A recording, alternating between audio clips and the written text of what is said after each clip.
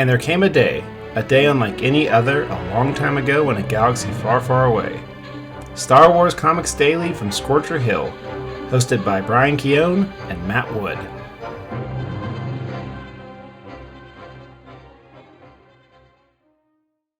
From Scorcher Hill, this is Star Wars Comics Daily. I'm Matt Wood.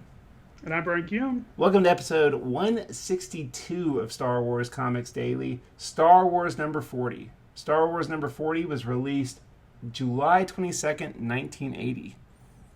The writer/editor is Archie Goodwin. The artists are Al Williamson and Carlos Garzon. Letterer is Jim Novak. Colorist is Rick Feach. And cover is by Al Williamson. Well, this is the second part of the Empire Strikes Back adaptation. This is the issue that covers pretty much most of the attack on Hoth with the AT-ATs. And we felt like we couldn't do this issue alone. We had to bring in an expert. So joining us today is George Kostal from Veers Watch. Hey, thank you for having me. Pleasure to be here. Absolutely. I've been following you. I think I first started hearing about you on Celebration last year. Yeah, no, that sounds. I picked up a bunch then. Yeah. Yeah. Sounds about right. And I just found it so fascinating because one, obviously, Veers is a great character, but when I started listening to the podcast, I was like, okay, this is with the Island Springfield theme song and everything else. I was like, this guy gets it. This is great. Thank you. And it's been nothing but admiration ever since. So thank you. Yes, I've debated changing the name of the podcast recently since I can't really report on him weekly anymore. Right. There's not always content. Yeah. So So are you thinking about making it Veers Watch monthly or Veers Watch whenever? Okay, all right. I thought you were gonna bring in I don't know, Admiral Ozzel or someone. I think I missed my window on success with Ozzel. Yeah. He had a good run in Pax comic, in the Pax run on Star Wars, but I think now that we're post Empire, that ship has sailed. Yeah, that's not gonna happen now. Well, yeah, Brian, why don't we just get started?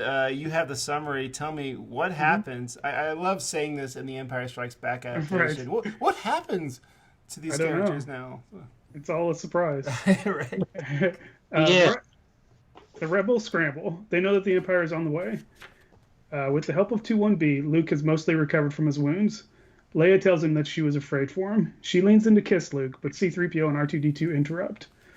Han and Chewie join the group, and Han teases Leia. Luke joins in, but Leia defiantly kisses the farm boy. Darth Vader and his destroyers arrive at the edge of the Hoth system. General Veers reports that they have detected an energy field around the sixth planet in the system. Admiral Ozzel dropped the fleet out of hyperspace too soon, but he pays for that mistake. Captain Piet gets a promotion. Leia lays out the evacuation plan for the rebels. Large transport ships will slip out of the energy field, each with a fighter escort and backup from the ion cannon on the surface. The plan is working, but ground forces prepare for a battle to give the evacuation time to proceed. Giant Imperial walkers advance on the base. Luke and Rogue Squadron move to attack, but the walkers' armor is too strong for their cannons. Luke's ship is hit, and his gunner Dak is killed. As Leia gives the final evac order, Rogue 3, piloted by Wedge, uses its tow cables to pull down a walker. Luke is hit again, and his ship crashes into the snow. General Veers, in the lead walker, gives the order to crush anything that gets in their way. So an extra line that Veers does not have in the movie. It is, yes. It's a great cliffhanger line to end the issue. I feel like Archie Goodwin and Al Williams, because we're also doing the Heir to the Empire adaptation, and one of the things that we're noticing is since it's an adaptation of a novel, there's not natural cliffhangers that really adapt that well to comics. So sometimes an issue will just end. But right. I feel like Archie Goodwin, you add that little bit in there. It doesn't alter anything. It doesn't change anything. Right. But yeah, it creates a creates a nice cliffhanger where there isn't one necessarily right there in the movie. I was going to say, I will say I was a little worried. I'm like, oh man, if they're going to say that it's Veers' walker that's going to crush Luke, I have to read the next issue to make sure that Veers doesn't get blown up. Yeah, because I mean that's the debate, right? Yeah, that's now Luke blowing up the walker is never really in question, but yeah, it's this whole thing about Veers and Hobby and what exactly happened. Yeah. It's unpleasant for me. I don't particularly care for it. It is weird, the ambiguity surrounding Veers' death, because I think he also supposedly dies in Dark Empire.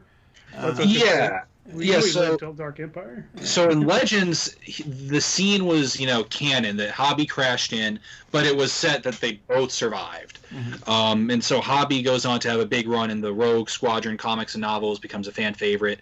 Veers is actually, I believe, the first movie character to get killed off in the EU. In the first issue of Dark Empire 2. Which is actually the only issue of any Dark Empire series I have read because it came with the comic pack. And like his death there is like super ambiguous, I thought. Right. Like you don't even see him. Yeah, it's just like you don't visually see him. It's just hey, this is Major Veers. And so then the new Essential Guide to Characters has a nice line like, oh, he was punished for his personal relation to Vader, and he accepted the demotion knowing it was a suicide mission. He was just too honor-bound to turn it down.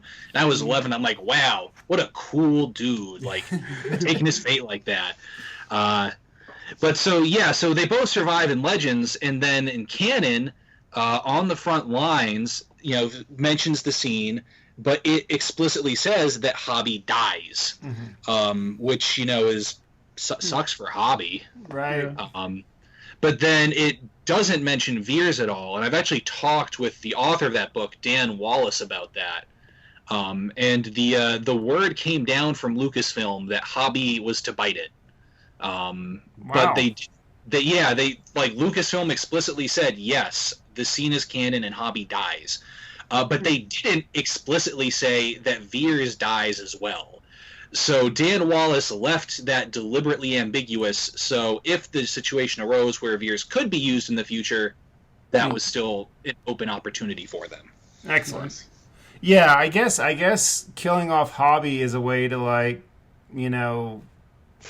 say the definitive word on, okay, I know you love the Rogue Squadron books, but we can't necessarily just adapt that and make it fit. Right. Yeah. I mean, and on the one hand, it makes the Battle of Hoth that much more tragic that you have this fan favorite character who's now died during it. But because I mean, from the original in Empire, I think the only character that has any personality from the EU that dies is Zev Sineska. I think most of the other pilots people care about live. So now that Hobby dies as well, it's that much more tragic, I guess. Yeah. But yeah, it is a real shame for Rogue Squadron fans. Yeah. I've rated in their misery many times. Yeah. Well, one thing that you probably have noticed, and that we have definitely noticed with the first issue, and now carrying on to the second issue, are the little things that are different in the adaptation from the movie. Yes. Some things being clearly deleted scenes, like the Wampa in the the Wampas in the I guess the Yep. Then I noticed the Luke has his Phantom of the Opera mask that was cut from the movie. I'm like, it's great that they made it into the comic. I loved that. Yeah. Oddly enough, and this is a tease for tomorrow's episode, we have 2 issues this week where Luke gets his face messed up. Yeah. So Mara Jade hits him with I guess poison ivy in the face or something. Right, to disguise him, yeah. Right. Yeah. Right. Which is classy, yeah. But here we get the reveal of he has a slight scar. Yeah, sure. But it's going to clear up in a day or so. Yeah. Exactly. Yeah. There's always been that rumor, right, about Mark Hamill's accident. Yes, right. And that's definitely the urban myth, at least. Right, and he is. I mean, but there is proof that he was in an accident, but he's always kind of said that's not why that scene existed. Yeah. Right. Yeah. So I don't know. I've never known quite what to believe because, if you do have that scene, it is convenient, But, Yes. Yeah. But also, I mean, like if you don't have Luke getting attacked, well, that's like the first 20 minutes of the movie that like suddenly are getting restructured. So yeah, who knows? exactly. We have almost an extra kiss with Luke like and Leia. Leia's definitely moving into like it's an actual romantic kiss rather than the actual kisses in the movie, which I mean, Yes. doesn't seem like it's a real, She's just doing that to mess with Han. Right. Yeah, exactly. The one in the movie, I mean, hindsight has always been a problem in Star Wars. Right. I mean, right. Yeah, she obviously doesn't know it's her brother, but it's still, I don't think she meant it as like, I love Luke. I think it was just to mess with Han. Yeah, in the movie, you can always kind of say, well, she doesn't actually love her brother, thank goodness. Yeah, it's just, this is just a way to get back. But here, it's like, I think also this might be a way for the comic book fans to be a little... you nod that this is not necessarily the canon of the movie, and not that they were worried about canon back then, but like, in the comics so far, there has been a little bit of a Luke likes Leia kind of thing. So I guess this gives the comic book reader a little continuity. Well, I mean, then Splinter of the Mind's Eye had that as well. Yeah, sure. Really leaned into Luke feeling something about. So yeah, that whole 6-year period was a little dicey for a second there. Right. Well, and we've talked about it before. Really, in the first Star Wars movie, the only romantic beat at all is Luke and Leia. There's not any really with Han. Yeah. So, yeah. Yeah. But this also means that C-3PO theoretically has 2 kisses that he interrupts in Empire Strikes Back. Yes, it's a great little yes runner or whatever. What do you guys like the trope of droids using like droid terminology to like describe humans when he refers to Luke as being functional again? I mean, technically he is right, but that's very much like a robot term. I don't know. For me, it's a little eye-rolly, but... I don't have a problem with it. If he had said it to R2, it would have worked. So, I mean... Yeah. It would have been worse if he would have said, "Oh, I'm glad to see you're back online," or something like that. Oh well, yeah, that would have been a little heavy. Yeah, that would have crossed the line. But yeah, the kiss that Leia gives Luke, we have that scene where Luke puts his like arms behind his head. Yes. We don't get that here. This is kind of like a so there to both of them. Right. Yes, because Luke is like, well, when they're all making fun, he's kind of in on it. So. Right. Yeah, but not here. No.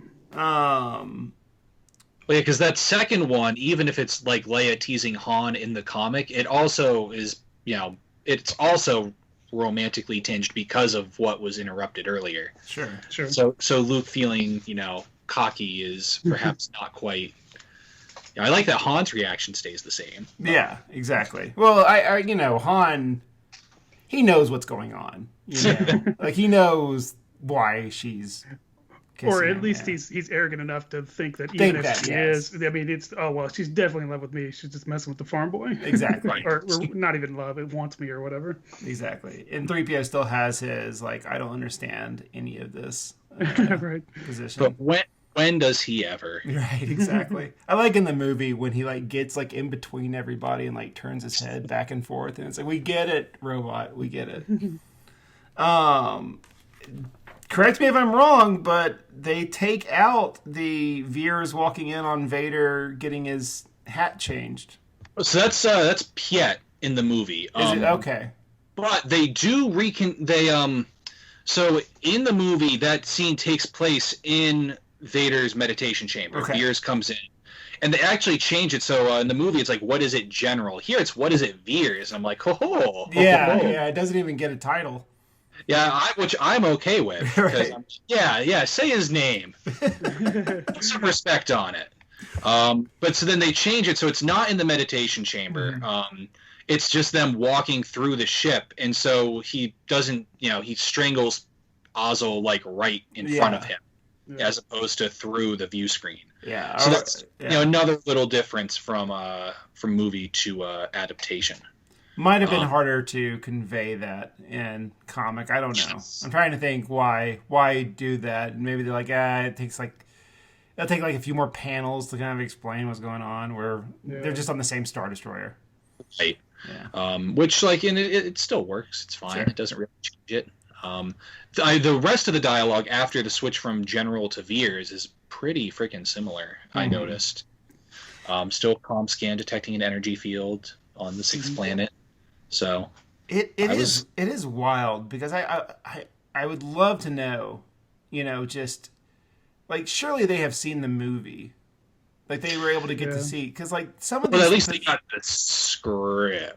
Well, there's some positioning that they copy here that like on the next page, Han like leaning over and like looking down from the Star Destroyer, or not the Star Destroyer, the Millennium Falcon. That position looks like there's definitely bits like in the last one when he's pointing at Leia in the chamber. That seems like that they had to have seen that. So. Or like have gotten like images. Like I really am curious what the process was like. Yeah. Maybe they got storyboards or something. Yeah. Maybe. Because if you look, what I noticed was the walkers like look like almost final concept art version of the walkers. Mm-hmm. They're not quite the movie version, which I liked. They look, it translates well to comics. It's a nice, stylistic change. They still look imposing. It works, but it's not quite the movie. Yeah, that's what I thought. Yeah, there's weird in betweens because they must have been operating under or with something besides just a script. Like there has to have been like, okay, yeah, here's storyboards or here's right. I mean, I wonder if they were, I wonder if they got the treatment of like being flown out, or I don't know. Yeah, because like costumes and stuff are all right, and much unlike a lot of the other comic books we've read. Yeah, everybody looks right, so they had something, but especially compared to the Star Wars like 1977 adaptation, where you can tell they were operating off of nothing but like publicity images and a draft of the script. I almost wonder if they got like access to the dailies from the set shooting, but then for stuff that like the special effects with the walkers, maybe they didn't have access to that. That definitely makes sense. Yeah, we do know that Lucas was a little bit more involved, at least to this extent where he like personally requested Al Williamson. That's true. So yeah. So I don't know, because sometimes the comics don't feel like a priority at all. It's just like, okay, yeah, whatever, we'll make your comic. But sometimes it feels like, oh, they're very, very much involved. Like, like it wasn't 10 issues ago that Jabba the Hutt pardoned Han Solo. So, but yeah, here it seems like, man, yeah, they're working pretty closely, or have to be working pretty closely. But then again, the comic was delayed more than it had been. Just one issue, so I don't know how much they would have that would have given them time to do stuff. But well, it was enough time for them to raise the price a nickel per issue. So. Sure.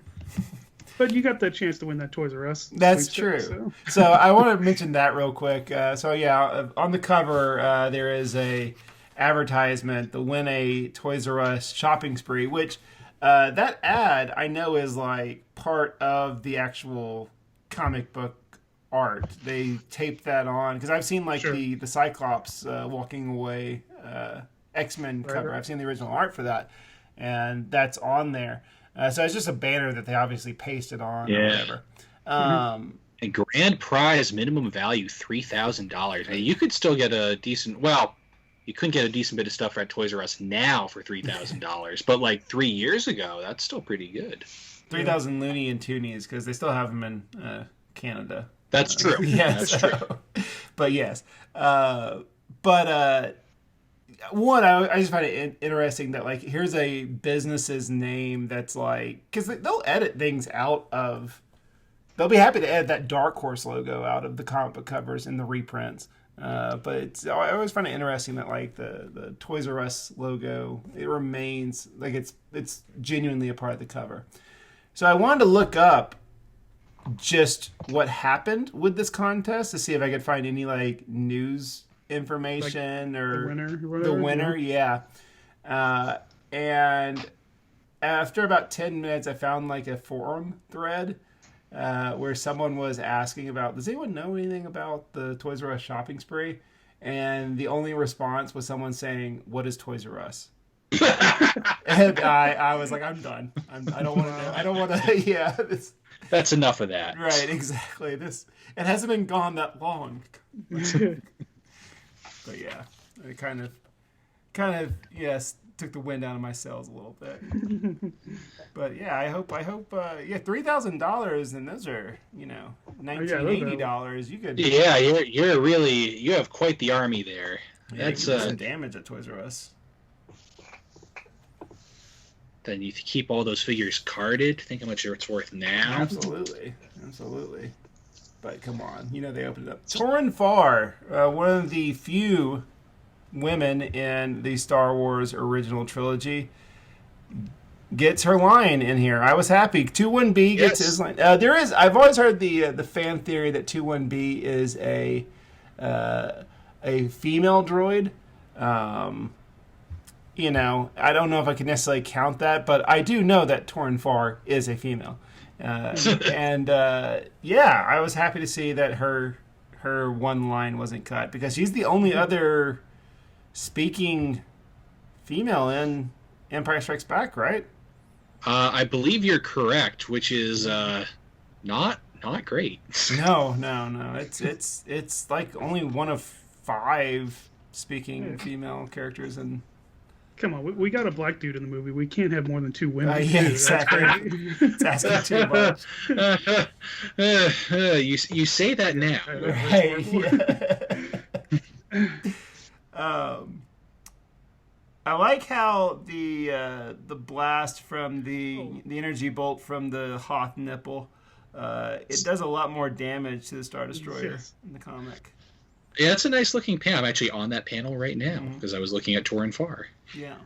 Hey, and by the way, just going back to the female bit, since we've learned in Lando that we can't distinguish the Ugnaughts from female to male, there could have been female Ugnaughts all over that place. That's true. That's a good point. Yeah, that's a good point. I'm trying to think if there's many droids in Cloud City. There's not really. There's just that one like protocol droid that says Ichuta. Yeah. I don't know if we can count that droid because Lando is known to have female droids. That's a thing for him. So,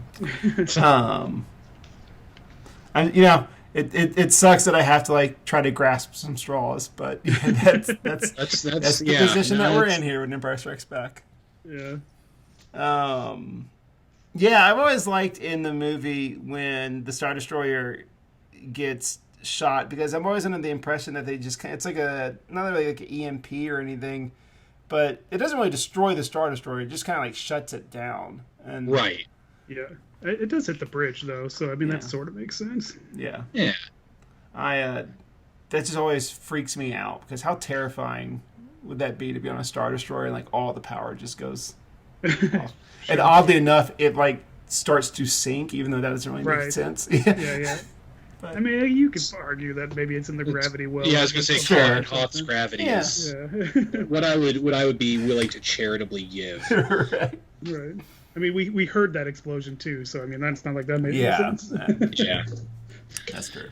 Yeah, arguing physics in Star Wars is generally a fool's errand. Yeah, I remember when The Last Jedi came out and everybody was giving their barrage. I was hoping that we would not bring up bombs falling in space, because it's done to death, but here we are. Well, no, one person I saw that was complaining. Everybody, just people were complaining about anything they could complain about, and after a while they had to do like I'm doing, grasping at straws, and they were talking about like Leia being able to like survive being in space, and I'm like, that's Star Wars, man. Star Wars space don't work like normal space. Sure, exactly. Yeah, you can't get too focused on that. No, really.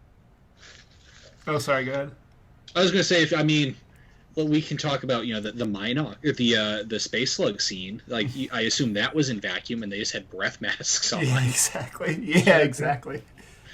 Just small little last time I saw it, when I was at the drive-in, it was I called them their space CPAP machines. So we get the reveal of the walkers, and I'm almost angry that this wasn't in the movie. I love the Tauntaun Scout. Yeah, that's great. The little rebellion Paul Revere. Yeah. I have no idea how they would have been able to manage that. I can imagine, but when you think of how hard it was to animate the walkers, to then have to get the Tauntaun down there animated as well. And to time out its paces compared to the paces of the walker, and it's just could it have been done? Yeah. Is this probably okay enough? Yes. Exactly. And I love the splash page of the walker afterwards. Yeah. It definitely plays up scale. It is an intimidating machine, and very much. I was getting a little Carmine Infantino vibes with the random machinery, and even though that's a very much Star Wars thing, it's just model bits. But Infantino was always about drawing crazy amounts of detail on the ship, so that I do think that is probably one of the most impressive pages in probably the entire adaptation. Once again, back in these splash pages, they were very few and far between. Yeah, aside from those title pages, there probably aren't any other splash pages in this whole thing, I bet. Yeah. So, it definitely makes it effective, especially when you don't layer a bunch of text on there, too. That also makes it very evocative. But, the Paul Revere guy, I think he is awesome. I love that he's like, guys, walkers are coming. And it's like, we know, man. We know. You don't have to tell us. Yeah, he's yelling that, 10, 20 feet in front of the AT-AT. Right. It's not a huge heads up. Yeah. That poor Tauntaun. There's no way it made it. Right. It definitely got stepped on. Exactly. I can't wait for that to be retcon. Be like, oh yeah, it was one of the guys from Twilight Company or something. Yeah, exactly. That's that was Sabine. No, there would be rioting in the streets if they did that, and rightfully so. This is a cool scene, and it goes into there's a little bit more dialogue. You're the expert here. You probably have seen the battle in Hoth time and time again. Yeah, it feels like there's additional dialogue here. Yeah, there is. Sir, what's wrong? Their armor's too strong for our blasters. They're definitely... Well, they spell DAC differently than everywhere else. Jabba still has one. I think the fear is probably that, the pilot chatter doesn't necessarily translate straight. Mm-hmm. You need to, actually spell out what they're talking about. Yeah. Sure. So I'm sure that's part of it. You also have a lot more, third-person narration, which I'm sure makes it feel, even more talky. It's fun narration, I think. Yeah. It's lumber, awkward seeming behemoths. Yeah, sadly it's a thing that isn't really in any comic book much anymore. The exposition text. During this time, the 80s, especially with Claremont's X-Men, it was definitely the status quo. Yes. Yeah, and it's hard to do space battle. Well, I guess it's in space, but it's hard to do a battle like this in a comic book as opposed to a movie. So you got to compensate for it somehow. Exactly. And it all works, I think. Mm-hmm. Yeah. And I might just be used to more modern comics with not necessarily standard coloring, but I like all the flashes of orange. Man, I do too. Yeah. It's really and then I gotta say, because there's a Veers panel where it's orange and yellow, and that's just so striking, so beautiful. And I need to brag because that art is actually used as the title page for the artist edition of Simonson's. The IDW. It's the title page is that Veers artwork. So to brag, it was almost enough to get me to buy it, and I'm like, no. Don't have space for another $145 book. And then I went the Star Wars archives from Tashin when it was just on sale. So Well, if it helps, It is right now for Comic-Con, they have it on IDW's website with book plates. Oh wait, no, never mind. They're selling the Walt Simonson artist edition now. Never mind. Okay. Yeah, never mind. I was going to say book plate signed by Al Williamson, but Al Williamson's been dead for like a decade. Yeah, So yeah, you're not gonna get that. yeah, exactly. That's unfortunate. Yeah. I like the Walker turning its head to look at the incoming speeder. I just it does yes. If you think about it, it doesn't make much sense, but whatever. It looks great.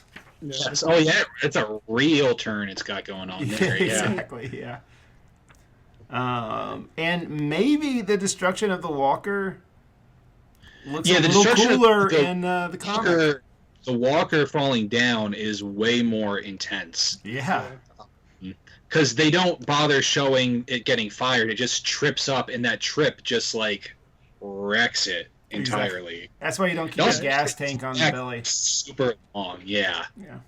Yeah, it looks like it's alive. Like its head is all thrashing around and stuff. Yeah. It's cool. Yeah, it's fun. Yeah, no, it is. Looks like you can see like some bone or something down at the bottom there. I like its waffle iron feet. Yes. Yeah. I wonder. I was almost tempted. I'm like, oh, should I track down one of my Hasbro AT-ATs and see what the bottom of its feet? I'm like, no, I'm not going to do that because it's in storage. Could they make an AT-AT like waffle press for like a griddle? It seems impractical. But I mean, that's never stopped Star Wars in the past. I have my Death Star waffle maker. Why can't I have? I have a Death Star waffle maker too. Look at there. We're waffle maker twins. Hooray! Exactly. Brian, what kind of waffle maker do you have? I don't have a waffle maker, unfortunately. Sorry. Brian. What? I know. I'll go buy one. There you go. We also discovered that they do not make R2D2 shaped Bluetooth speakers. We feel like that's crazy. That's a missed opportunity. Feels like it. I have a Death Star Bluetooth speaker. Yeah, we found plenty of those, but no R2D2s, which seemed crazy. Yeah, seems like R2D2 wants. There's BB-8 Bluetooth speakers, of course. Mm-hmm. Of course. Stupid BB-8. Yeah. Just taking away all of R2's retirement. Yeah. Right. These are his salad years. And then we get to the last page. Like we already said, it gives this awesome moment of suspense. Unflattering shot of Luke trying to get out of the speeder. I was really surprised that they didn't finish the battle, though. Because there's only, like, in the next issue, there's 3 more pages and the battle's over. So it seems really weird to stop in the middle like that. Well, not in the middle, but, before it's over. Well, but if you stop after right when the battle ends, then you don't have a cliffhanger. Yes. I mean, that's true. No matter how artificial the cliffhanger kind of is, because right. Especially by this point, if you're buying this comic, you've seen the movie at this point. Right. Yeah. I mean, realistically, like, if you were cutting for a commercial break, you'd cut at the end of the battle. If you're cutting for a comic book where you're going to wait a month instead of 20 minutes, then maybe you leave them hanging. Be cruel like that. Why not? Yeah. They changed the price on these comics. They got to make sure they get that extra nickel. The opposite page though, before the end, the detail on that AT-AT, it almost looks like it's like a city on top of its head. Like yeah, it's probably too much. Yeah, I'll agree with that. That's a little much. I like the side of the walker, and then like breaking the panel and going up above there. It's a nice little sense of scale, makes it that much more imposing. But yeah, the head's a little wonky looking. I do like these clean speeder snow speeders. Once again, that could very much be like they didn't have it detailed, like because I have seen the storyboards for this stuff, and one thing is I think is it Joe Johnson that designed the snow speeders? I do not actually know offhand. But the original concept design, it's a very clean look compared to what's in the movie, and it looks very reminiscent of those. But yeah, Imperial Pursuit is next month. I can't wait. You won't even have to wonder wait. what's going to happen. I don't know, but I think Luke might get stepped on. I think the Imperials will pursue someone or something. Well, I mean, surely they're not going to go into an asteroid field. That's crazy. Yeah. That wouldn't make any sense. As long as all of our guys stay together, we'll be fine. For sure.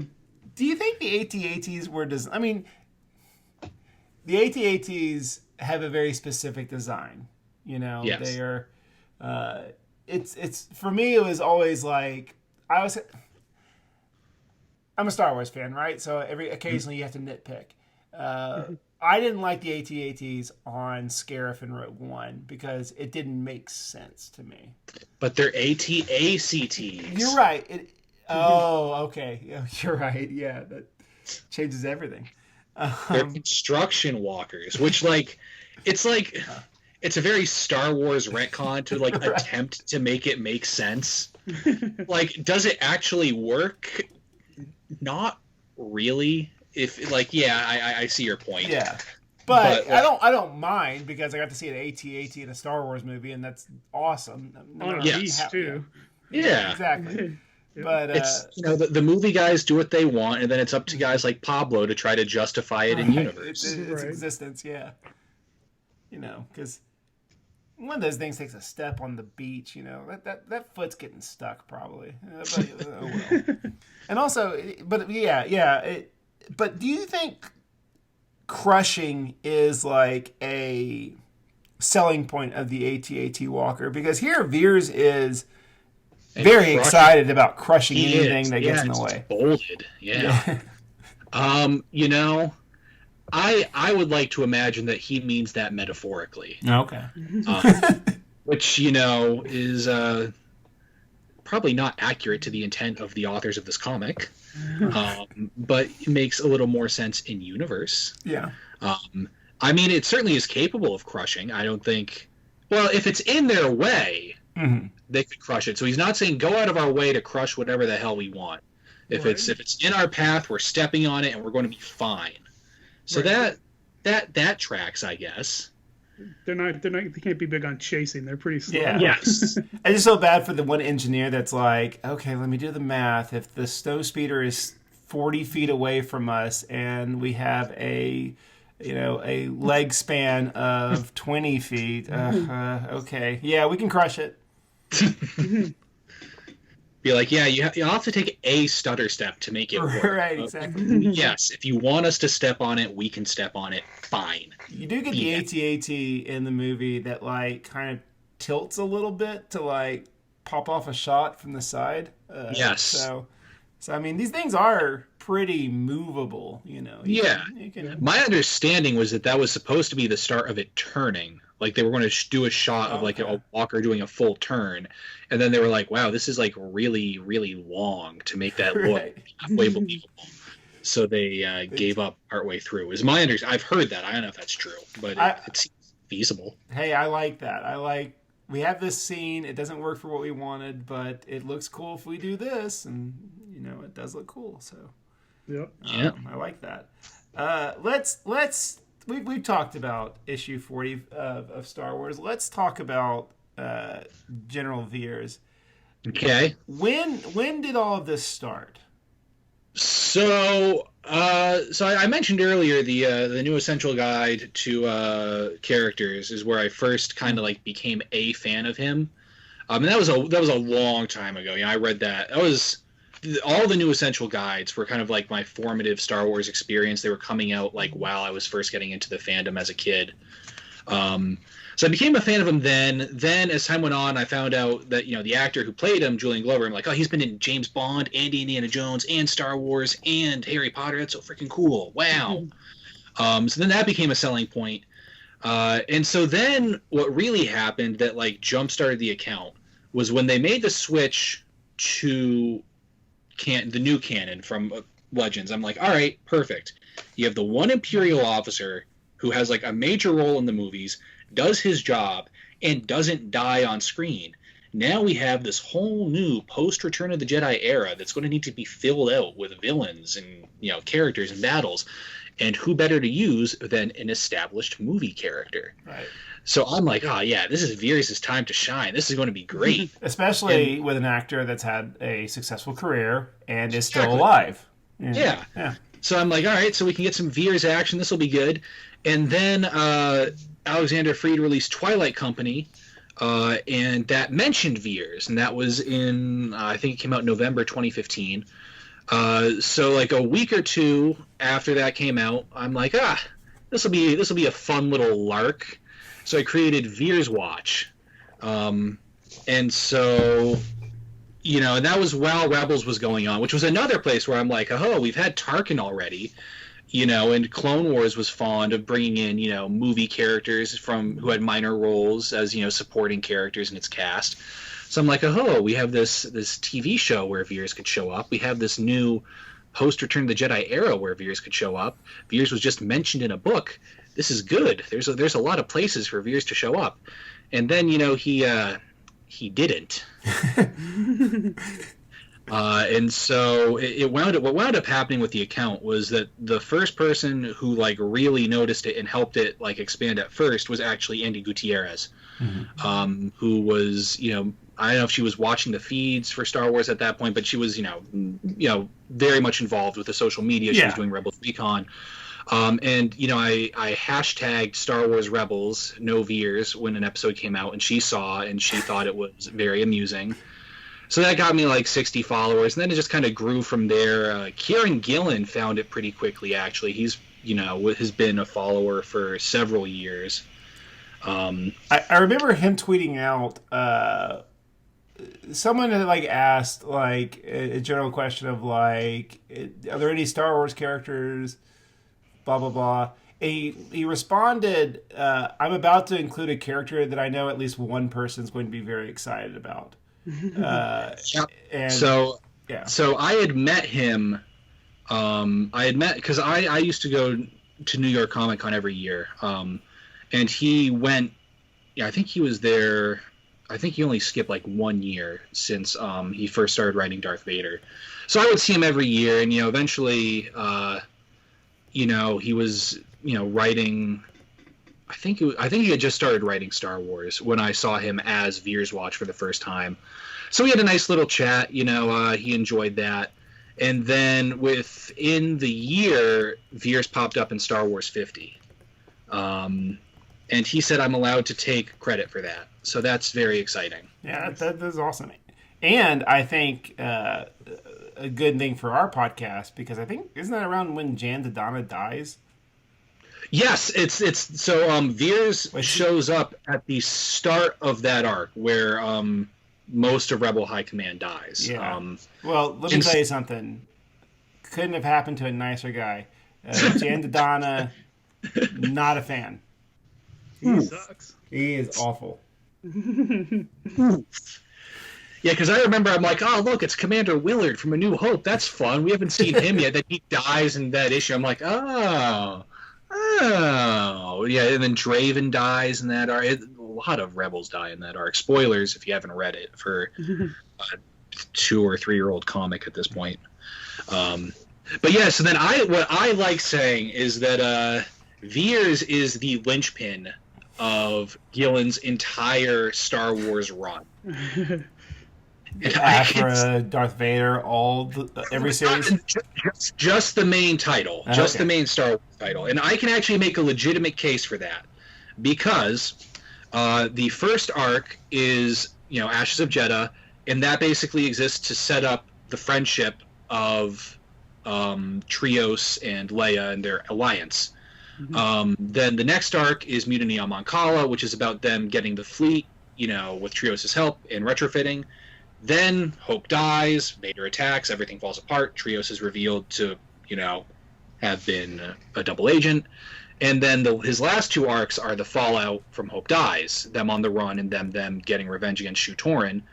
And in Star Wars 50, Gillen reveals that Veers is the one who inspired this whole plan.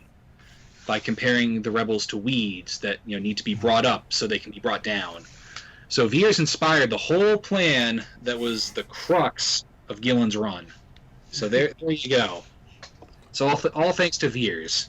In about a year or more, we're gonna start Gillen's run of Star Wars, and we're gonna put this to the test. We'll make sure to test every detail. I will mention that Veers in a single scene in that run, so I don't want to actually overhype his presence because you will be disappointed. But just think that everything that transpires is thanks to General Veers making an interesting point. I mean, you've had some victories over the past few years. There's a Star Wars, albeit a Walgreens exclusive, but a Star Wars Black Series figure. The Black Series figure, he was a recurring character in Cy Spurrier's Afra, which Cy Spurrier also tweeted out at one point about including a character that he knew would make one fan very happy. So I'm not saying that I know for sure that he was talking about Veers and Veers Watch, but I have talked with other fans, and that is certainly what we kind of assumed. Yeah. So yeah, he's shown up there. He had the Black Series figure. He didn't get anything. He actually didn't get much of anything for the 40th this year, which did not make me too happy. But inevitably an appearance from a certain point of view. So it's basically actually confirmed that he's getting a story and from a certain point of view. Because I was whining about it on. I was whining to Star Wars books about it on Twitter. I'm like, how many authors you have to turn down from it would only write Veers? And they confirmed that he was not the first or second most requested character, but he was in the top 40, which to me certainly says, yeah, there's a Veer story coming. Exactly. So that's exciting, and maybe that will actually get to the bottom of if he survived Hoth or not. You say that. I am having a hard time thinking of what character was like most people's first choice. Like legitimately, like all kidding aside, like maybe Lobot. Said it was something they wouldn't expect, and I think they actually said not Lobot. I bet it was something weird. I bet someone was like, I want to write the Space Slug. Yeah. I bet it was like a weird, like. Everybody wants to do Wilro Hood or something. Yeah. Wilro Hood, I would bet, would be a very popular pick. Yeah. And I maintain that if he is not carrying ice cream recipes in his ice cream maker, because we now know it's a safe, and right. I'm like, just ice cream recipes in the safe, and he can stay ice cream maker guy. That makes the most sense in the world to me. I don't know. Not only does that need to be canonical, but also it's finally time to to canonize ice cream in Star Wars. Yes. I mean, they have the technology. We know milk exists. I am seeing if ice cream does have an article on Wikipedia. Oh. I was mentioned in Heir to the Jedi. Ice cream is canon. Oh, okay. I guess we missed that. Well, Heir to the Jedi, not Empire. Oh, okay. It's also in Legends. Ice cream was a type of food which could be made from milk, including the blue milk of banthas. The moon Fex looked like a soft plum scoop of ice cream. That is from Heir to the Jedi. Nectros Freeze was a type of ice cream favored with Nectros crystals. And that is the Galaxy's Edge official Black Spire Outpost cookbook. Well, let me warn you about Wikipedia and looking up random items to see if they exist in Star Wars. Because last week, during our Heir to the Empire episode, we talked about Tauren Farr's cigars, and we wanted to look up what cigars were like in canon. And now, every time I go to Wikipedia, I am not kidding, Cigars International has an advertising up. 10 cigars, only $20. And, I'm sure they're great cigars, but not for you. I'm not going to order my cigars online, and if I do, it's probably not going to be from an ad from... Wikipedia. Yeah, exactly. I'm ordering any tobacco products from Wikipedia. It's like Jabba's hoop pipe or something. Exactly. Yes. Yeah.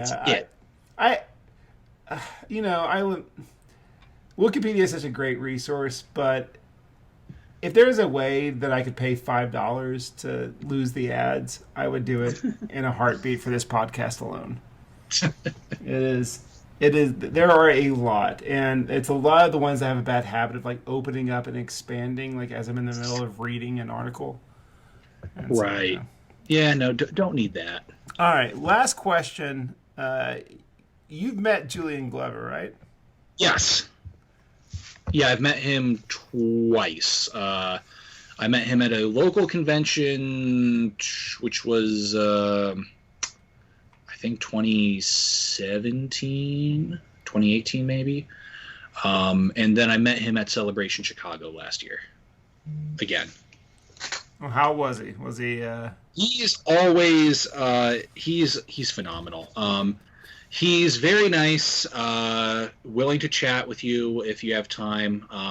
He's a little hard of hearing now, so like one of the items he signed in the wrong spot, which like I should have put a note on if I really cared. Right. So I hold that against him. He was surprisingly funny.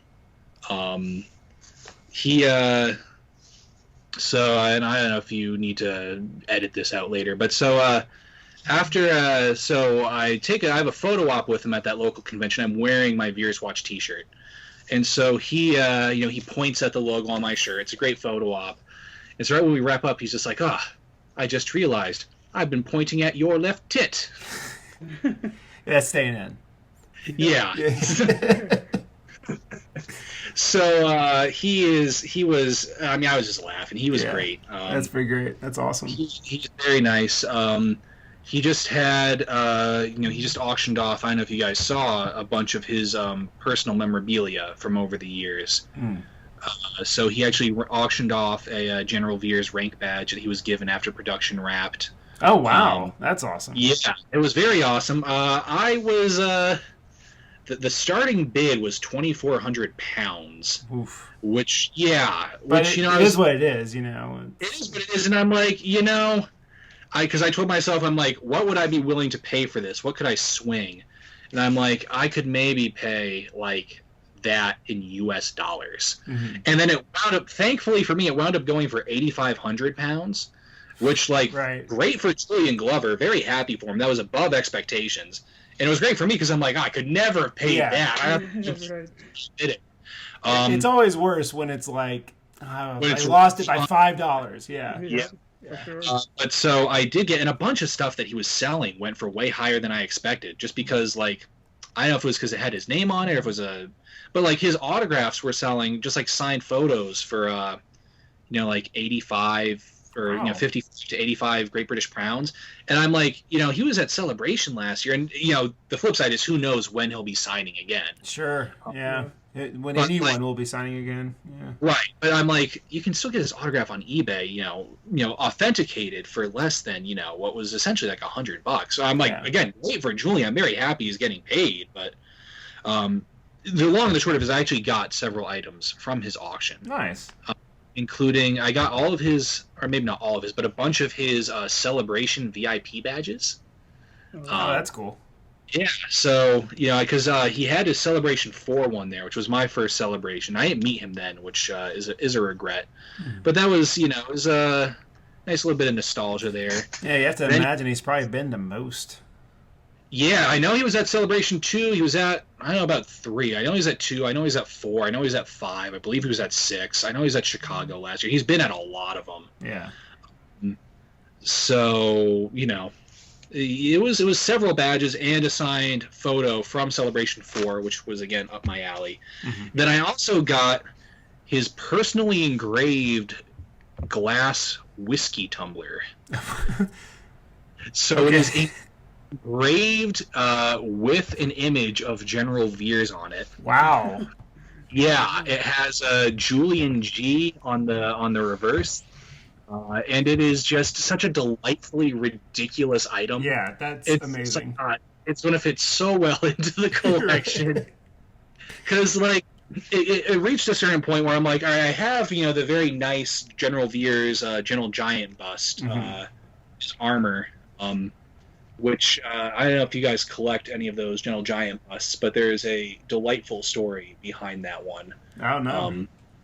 All right, do you have, like, Are we running long? Do we have Yeah, time? we're running long, but it's fine. Trust me, it's good. So the long and the short of it is Gentle Giant, who's now owned by Diamond, Distribution. They announce this General Veers bust, and it's him in his AT-AT commander armor. But they also announce, hey, if you're a member of our Premier Guild, you can buy a deluxe version which has removable armor, so you can display him in like a Star Destroyer look. And I'm like, well, I want the Veers bust. I'm a member of the Premier Guild, so I guess I might as well buy the deluxe version, even though I'm only going to ever display him in his AT-AT gear, because that's obviously, that's the cool look. Mm-hmm. Well, the pre-order goes up, and it's up for, a few months, and then the bust starts shipping. And, right when it starts shipping, the deluxe version sells out. So then the busts start arriving at people's houses, and lo and behold, the regular version is now him in his Star Destroyer gear. They switched the versions without telling you. So all of a sudden, if you want him in his AT-AT commander gear, which is the version that everyone did want, now you have to buy the sold-out Premier Guild version, which immediately skyrockets from $85 to $400 on eBay. Oh my gosh, yeah. So that was a mess, but it's it worked out for you. It worked out for me. I have the bust I want. Yeah. But so right now, that's the only high-end official General Veers collectible. So I've been trying to get weird one-of-a-kind stuff to fill out the bit. So I bought his they auctioned off all of the banners from Celebration Chicago from the actors. So I have Julian's Celebration Chicago banner, which is this gigantic 4x6 foot thing that Cool. Just a big picture of his head, right? Oh, were those ones that look like Topps trading cards? Yeah, exactly. Yeah. So it's him. It's him on the Star Destroyer. So that's I think one of two items I have signed by him that's not his AT-AT gear look. Okay. So I was like, yay, that's special. Then I have I commissioned from Elsa Chartier. Oh, okay. Yeah, I have a commission of General Veers I got from her. Awesome. Yeah, because I love her artwork. Yeah, we commissioned work from her at Celebration. Oh, that's dope. Yeah, I was trying to do it at Comic-Con, and she's like, my Comic-Con slots are filled up, but if you want to, you can pay me and I'll mail it to you. I'm like, perfect. Who'd you guys commission from her? Brian, you got a Ahsoka, right? Yeah, I got a Ahsoka. And I got a Luke, and I wanted Farm Boy Luke, and I absolutely love it. She put the twin sons. That's nice. Yeah. But the shadow's going the opposite direction, and it's one of those things that I wish no one had ever pointed out to me, because I still absolutely love it because it's amazing, Right. But now whenever you see it, you're just like, yeah, it's I don't know. Once again, things work differently in Star Wars. Yes, exactly. Shadows go the other way. I googled Elsa Chartier Veers watch to see if I could find my piece without having to dig through my Twitter account to share with you guys, and I found your Ahsoka before I found my Veers. Oh, nice! Great looking Ahsoka. I'm just gonna have to go to Twitter and dig through it to see if I can track it down. Absolutely, you'll definitely have to share it with us because we have to post that when this episode comes out. But yeah, no, go on. I was just gonna say we both collect original art, so yeah. I looked into trying to track down some of the original Veers comic art from the more recent run. And the problem is that so much of the Star Wars art that's coming out now, it just stays with Marvel or with Lucasfilm. I don't go up for sale. We looked into that. It does look like there are a few things that slip out. Right, but it's not a huge amount. Yeah, I don't think we've talked about it, Matt, on the podcast, but Megan Levins put a post out last week or something, and all the original art gets offered to Lucasfilm first. So she can't sell any original art before she offers it to Lucasfilm. Okay, so wait, but they buy it though. Yes, they definitely don't get rid of it. I know that George himself has bought a crazy amount of original art. Yeah, and they don't buy it all because she did offer some of her pages that she's done for Star Wars Adventures that she was able to sell. But that's cool because the I guess that's when you do licensed comics. That's when it gets kind of weird. Right. Because comic artists get to keep their original artwork usually. Right. Yeah, but it's not like the old Marvel days or anything. They do get paid for it. But it's nice to know that that they're at least getting bought up. So that might be the main reason why like a lot of covers don't see. Well, and a lot of the stuff is digital too, so I don't know how much. Too. Yeah. A lot of digital artists are getting more and more. But yeah, that's awesome. I know. Yeah, no, I mean it was So because at the time I'm like, oh, this will be my the centerpiece of my little Veers display, and then I get the banner. I'm like, oh, I guess this is the centerpiece. Right. Yeah. When it's which is like it's hard to make that the centerpiece when it's 4 feet by 6 feet. Yeah, an entire wall. Exactly. This is my Veers tapestry. Here we go. All right. So here is the status. Let me pop into Skype chat. Not share screen. I don't want to do that. There. That's the button. Well, we're going to go ahead and wrap up the episode. Okay. I want to look at it first. Okay. Yeah, that's awesome. Right? Yeah, that's super cool. Yeah. She's awesome. Like she really is. Yeah. She was she felt so bad because she wasn't you weren't able to get yours, Brian, at Celebration. No, it was some kind of thing where she was Customs was going to mess her up or something, so she's mailed it to us afterwards because it was 2 weeks before COVID. Well, no, I'm thinking of C2E2. So I don't remember what the reason was, but for some reason she couldn't bring them because of Customs or something, so she just mailed them to us later. Customs has always been a pain in the neck for comic artists. Yes. The cons, so I know a lot of them just decide to do them at the location because once you have it done, like you have to how much are you selling this for? How much you have to fill all that stuff out? Yeah. So this looks awesome. We're definitely gonna have to share this out when we post this epised. George, I want to thank you for joining us. This was a lot of fun. Yeah, thank you for having me. This was great. Absolutely. And we might be making a call in the I guess it'll be a year or so, but whenever Star Wars comics and Veers intersects, we're gonna make sure to give you a call. Yep, it's great. Absolutely. Well, thank you again, and make sure you join us tomorrow, ladies and gentlemen, as we finish up Heir to the Empire. Heir to the Empire number 6. On my dry erase board, I write it H to the E. And Sure. If ever they want to make some really cool graffiti street art variants for old Dark Horse comics, I think that might be cool. No, is it really cool? We're gonna read H to the E. All right, but yeah, that's gonna wrap. We're gonna wrap that up tomorrow. Make sure you join us tomorrow from Star Wars. George, where can people follow you on Twitter? Just go to Twitter at VeersWatch. There you go. It's real complicated. Exactly. Sorry, I want to make sure we got that plug in. Yeah. Thank you. Absolutely. But from Star Wars Comics Daily, I'm Matt Wood. And I'm Brian Keown. And until tomorrow, may the Force be with you.